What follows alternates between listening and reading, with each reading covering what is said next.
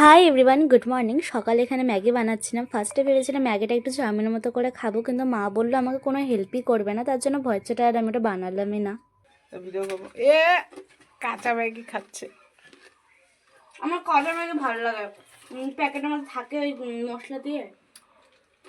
ম্যাগিটা ভাগ করে দিচ্ছি, পরে আবার তোরা গন্ডগোল করবি দুজন, মারপিট করবো, তাই না?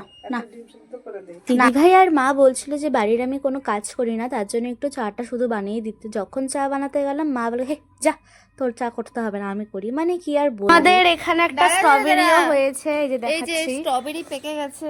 এই তো আমাদের গাছের স্ট্রবেরি আরো আছে। ওগুলো এখন ধরা যাবে না, ধরলে দিন লাঞ্চ করে চলে যাই স্যারের বাড়িতে, কারণ স্যারের বাড়িতে আজকে ছিল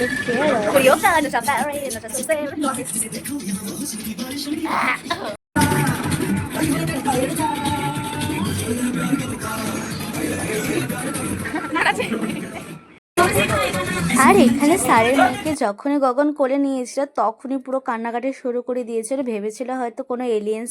আর আমরা সবাই মিলে স্যারকে একটা ছোট্ট গিফট দিয়েছিল, আর সেই গিফটটাই এখন স্যার আনবক্সিং করছে। আর স্যারের শুধু একটু রিয়াকশনগুলো দেখো। তারপরে এই সুন্দর ফটো ফ্রেমটা এখন ঘরের মধ্যে গগন লাগিয়ে দিল। আর আমি এই যে খাদ্য রসিক, স্যার বলবো আমি খাদ্য রসিক। হ্যাঁ, দেন স্যার বললো যে খেতে যেতে, তার জন্য আমি একটা ডাইনোসরের জুতা পেয়েছিলাম সামনে, তো ওটা পরে এখন যাচ্ছি খেতে।